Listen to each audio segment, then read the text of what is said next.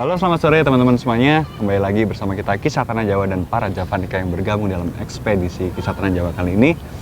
Dan setelah perjalanan panjang ya dari pagi sampai siang sampai sore hari sekarang, akhirnya kita telah sampailah kepada salah satu sudut di mana kebanyakan orang penasaran di titik ini. Benar nggak sih teman-teman Javanika semuanya? Ya. Yoi. Pantai Selatan selalu mengundang ini interest yang berlebih kepada teman-teman semuanya di sini. Dan semoga di episode kali ini kita bisa banyak membahas tentang Pantai Selatan itu sendiri. Dan kali ini kita sedang berada di Cepuri Parangkusumo, yang konon katanya di belakang kita nanti itu ada salah satu petilasan di mana ada salah satu sosok di masa lalu, Panembahan Senopati, yang konon katanya bertemu dengan penguasa Pantai Selatan itu sendiri. Di tempat ini nanti kalian akan lihat semuanya bagaimana sih tempat pertemuan kedua orang ini tuh seperti apa, kayak gitu. Teman-teman pada penasaran nggak sih sebenarnya kayak gimana? Atau jangan-jangan udah ada yang pernah kesini? Belum. Generasi sekarang memang tidak pernah di sejarah ya. Malam jadi nggak kelihatan. Kesini malam.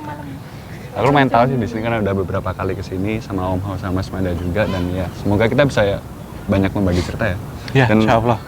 Sore kali ini saya melihat Om Hao berubah pakaian. Oh iya. Menjadi putih, dan putih ini ada alasan apa Om Hao?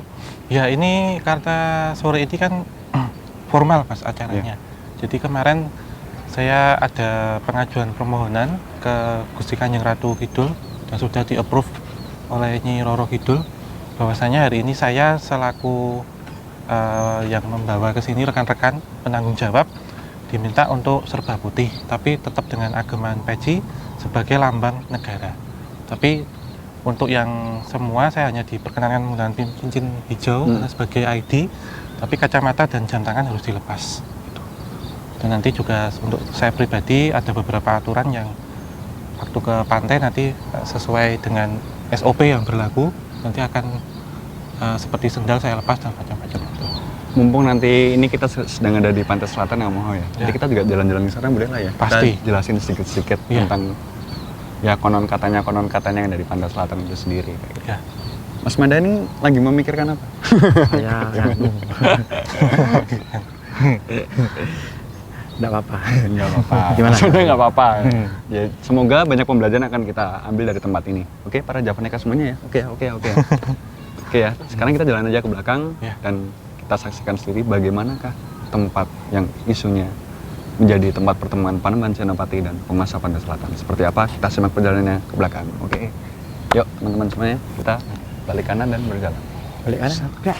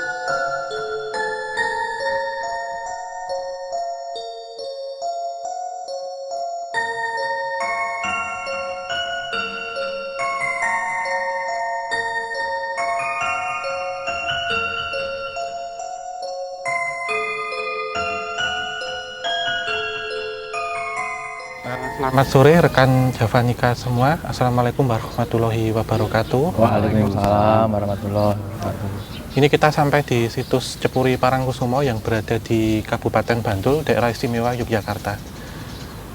Situs ini pada dahulunya sekitar 500 tahun yang lalu, tempat bertemunya Eyang Panembahan Senopati dengan Gusti Kanjeng Ratu Kenconosari, atau kita kenal dengan Gusti Kanjeng Ratu Kidul. Jika kita lihat di sebelah sana kan ada dua batu karang, dua batu hitam, yang satu besar, yang satu kecil. Jika time travel ke tahun 1550, sekitar 500 tahun yang lalu, di sini tidak pasir seperti ini, Mas atau Mbak, tapi ini masih air. Jadi deburan ombak air itu masih sampai sini. Jadi beliau yang lenggahan di situ itu masih terkena hembusan ombak dan angin pantai waktu itu.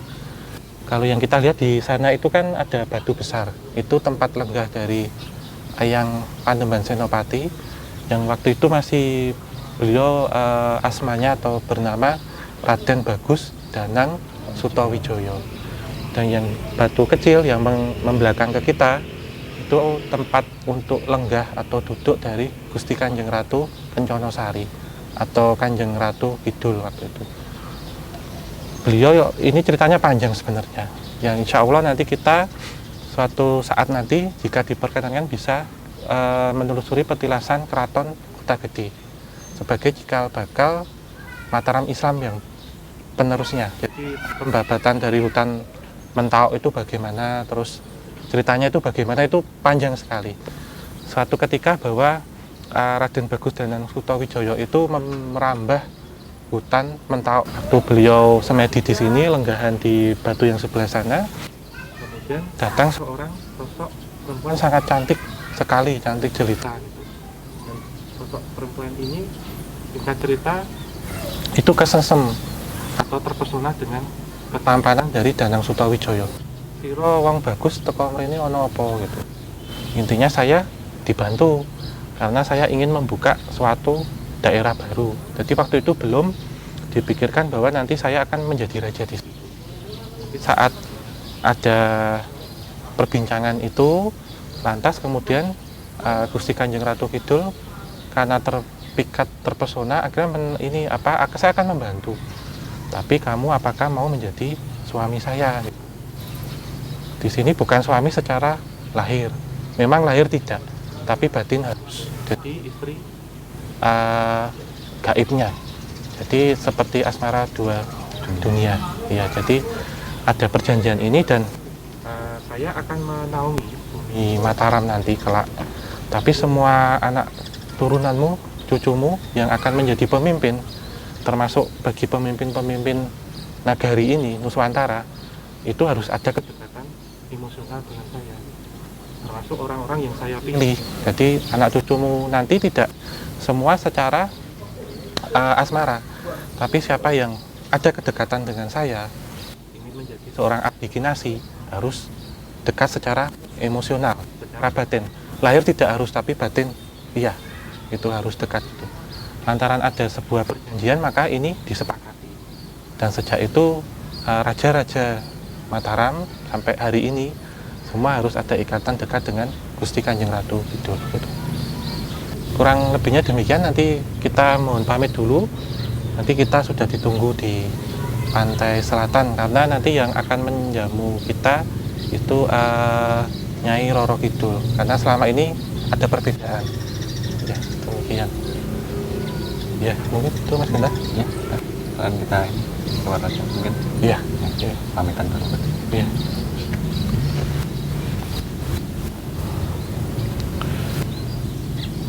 Monggo, dulu. Ya.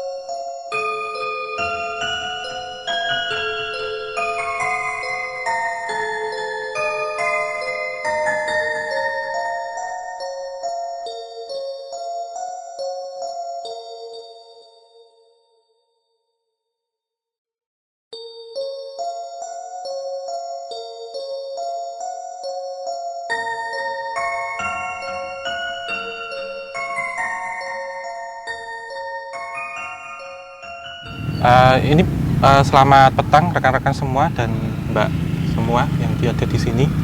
Jadi Mbak Kiki dan Mbak Emma, bagaimana pengalamannya sewaktu berada di sini? Mungkin bisa diceritakan ya. Dari Mbak Kiki atau aku? Aku ya. Emma dulu. Bebas. Kalau aku dari awal datang ke pantai tadi, waktu Om Hao lagi prosesi larung bunga tadi ya, setelah larung bunga kan airnya langsung ngenain ke kaki. Itu rasanya pertama langsung kayak pengen nangis tanpa alasan, nggak tahu, tiba-tiba rasanya langsung pengen nangis aja kayaknya kayak gitu. Terus yang kedua itu terus aku punya kayak ada bayangan sosok seorang ratu, tapi di sampingnya itu seperti prajurit tapi wanita semua. Aku nggak tahu itu siapa. Terus kalau untuk ageman yang dipakai itu, ratu itu pakai jarik, tapi aku nggak bisa lihat jelas jariknya itu warna apa.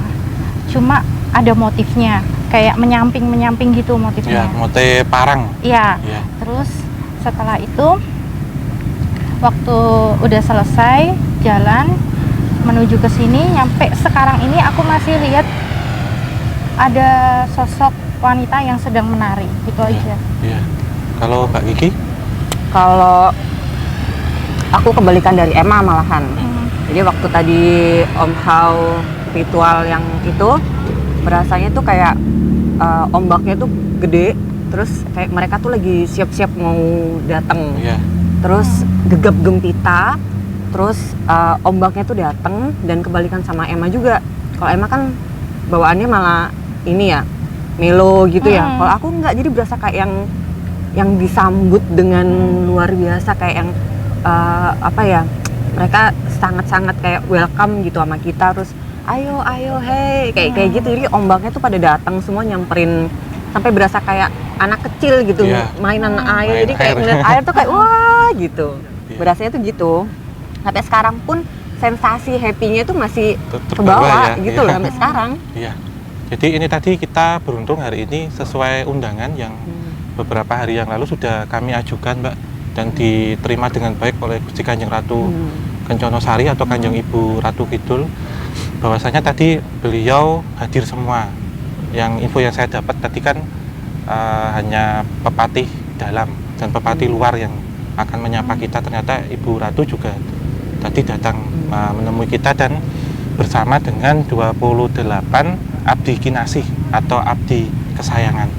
Dari 28 ini salah satunya ada yang kita kenal Nyi Blorong salah satunya. Kemudian Ratu Film Horor Indonesia almarhumah Ibu Susana tadi juga rawuh di situ. Dan tadi kan prajurit-prajurit, Mbak, itu yang mengawal. Jadi memang kita diberikan durasi waktu itu, terus dipersilakan untuk masuk ke situs masuk ke kedaton utama keratonnya tadi sebenarnya. Tapi yang terasa kan fisik hanya di pantai, tapi secara spiritual masuk sebenarnya. Dijamu, dipersilakan. Dan kalau selama ini kan mungkin dikenalnya Nyi Roro Kidul ya sebagai penguasa. Sebenarnya ada 4 utama di sini. Yang pertama Gusti Kanjeng Ratu Hajah Kencana Sari, atau beliau lebih terkenal dengan Kanjeng Ibu Ratu Kidul. Kemudian karena beliau ini kan ratu penguasa pantai selatan. Jika kita berada di sini itu di kedatonnya, jadi di keraton utama. Kalau di Pelabuhan Ratu sana adalah halaman depan. Kalau di Banyuwangi, Blambangan sampai dengan Pulau Bali itu halaman belakang. Jadi ada 2 tempat, ada kayak alun-alun utara, alun-alun selatan, alun-alun pendopo, dan kita pas berada di tengah. Karena ini menjadi satu sumbu imajiner dari Keraton Pantai Selatan, Keraton Kasultanan Yogyakarta sampai Keraton Gunung Merapi. Jadi satu garis itu. Lalu beliau memiliki seorang pepatih luar atau seperti menteri luar negerinya, yaitu Nyai Roro Kidul. Ini beliau yang paling kita kenal semua orang karena beliau yang paling sering keluar. Atau yang paling sering menemui siapa, itu memberikan undangan atau apa. Yang ketiga adalah Nyai Rio Kidul. Jadi Roro dan ini Rio. Beliau adalah urusan dalam negeri atau pepatih dalam. Di sebelah Kanjeng Ratu tadi, Kanjeng Ibu Ratu, itu adalah Mbok Kidul. atau Mbok Mban Kidul. Ini adalah pelayan setia atau asisten yang kemana-mana membawakan bokor emas itu. Jadi beliau ini yang mengasisteni kemana gitu, jalan kemana. Jadi lengkap ya tadi ya? Lengkap, banget ya. penyambutannya lengkap, termasuk beberapa seperti kuda ini kendaraannya ya. Karena airnya kan seperti kuda, Mbak. Jalannya itu terus ada naga gini tadi yang rawuh. Jadi naga laut wanita. Karena di sini kan kesatuan prajuritnya itu semua wanita semua. Gitu. Apalagi kalau yang datang ke sini niatnya baik, terus perempuan tuh pasti disambut dengan sangat suka gitu. Untuk pasti nanti ditanyakan kapan ke sini lagi. Oh. Sun, insya Allah Sun. Untuk tadinya- gambar Aku ya. tadi kok merasa malah sedih kebalikan dari Mbak. Sedihnya itu bukan sedih ini Mbak, kayak ada Terharu kali ya? masalah itu enggak, tapi ya Terharu. atau apa gitu. Karena positif sekali dan ini charge energi sekali, sangat positif ya. Betul. Biasanya itu kayak yang udah Ada yang terbuang. iya ya. benar. Jadi ada dua energi alam semesta untuk charge ya Mbak. Selain di gunung, yang kedua di pantai. Ini kita betah kok gini terus. Deburan ombaknya kan semakin kenceng nih. Datang ke kita kan kayak Ya. ada blower di belakang. Untuk tokoh-tokoh yang tadi sudah saya sampaikan dari Kanjeng Ibu, Nyi Roro Kidul, Nyi Rio Kidul, dan Mbok Mban Kidul, dan termasuk sketsa atau gambaran dari situs Cepuri Parangkusumo nanti akan disketsakan oleh Mas D.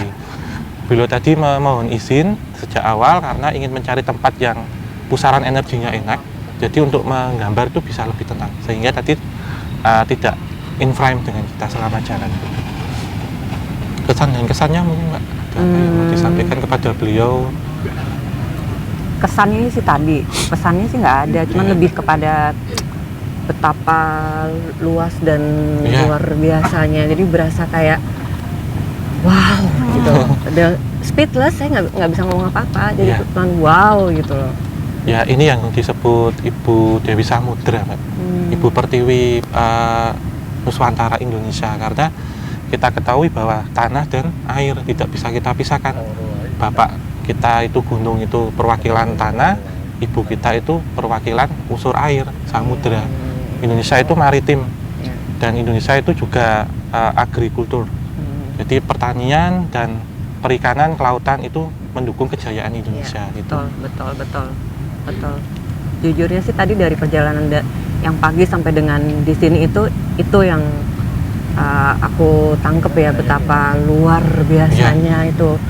Kayak diem tuh bukan ngelamun, tapi Membayangkan luar ini. Iya. biasanya itu loh yang wow gitu. Dan terima kasih berkat KTJ. Ya, besok nextnya insya Allah ya. Mungkin perjalanan kami malam ini cukup sekian. Semoga juga berkesan bagi rekan-rekan Sobat Javanika. Sangat berkesan. Dan insya Allah kalau ada waktu kita kesini lagi nih sepertinya Mbak, untuk acara-acara selanjutnya. Walaupun nanti di luar acara gerbang antar dimensi ya, kalau mau charge energi, mau main atau ziarah nanti bisa ke sini. Sekian dan terima kasih. Kami tutup dulu. Wabillahi taufik wal hidayah. Wassalamualaikum warahmatullahi wabarakatuh. Emma, Iya, alasan gimana? kamu ikut ekspedisi kisah Tanah Jawa apa sih? Biar teman-teman Javanika tahu gitu. Apa sih yang mendasari? Alasan pertama aku itu karena banyak banget sejarah di Pulau Jawa ini yang mengandung misteri kayak gitu. Aku pengen banget karena aku selalu penasaran dengan kisah-kisah misteri itu. Betul. Terus yang kedua itu aku suka dengan konten-konten anak kisah Tanah Jawa, konten yang mungkin sederhana tapi itu sangat bermanfaat Bermakna dan banget. bermutu, Iya, buat generasi berikutnya kayak gitu. Ditambah- Kalau buat Mbak Kiki gimana? Ditambah ulasan-ulasan yang disampaikan Mas Mada, Om Hao itu detail dan menjawab sebetulnya informasi yang beredar di luaran mengenai suatu tempat, suatu sejarah benar atau tidaknya itu kan diungkap di situ kan Iya. oleh mereka gitu. Jadi ini benar bahwa yang ini nggak begitu, sama mereka juga sekalian meluruskan gitu Iya. kondisinya. Jadi buat apa ya? Jadi tambahan ilmu yang Ilmu, baru iya. gitu. Dan penyampaiannya juga sederhana dan Iya, mudah dimengerti lugas, banget. lugas Iya. dan mudah dimengerti, betul, Buat betul. anak-anak angkatan kita Angkatan kan. kita. Iya, kayak gitu. seumuran ya. Iya. Oke, terus apa yang kamu dapetin dari perjalanan kali ini? Perjalanan hari ini sih Yang pasti banyak. banyak banget. Kalau ya. aku sih banyak. Aku banyak banget. Apa? Cuma yang paling berkesan banget buat acara malam ini ya pertama di Parangkusumo ini karena aku ngerasa tenang aja. Yang kedua itu aku bisa melihat ya walaupun belum jelas secara kasat mata tapi aku bisa melihat gambaran-gambaran seorang ratu kayak gitu aja. Itu sangat berkesan banget karena aku belum pernah selama.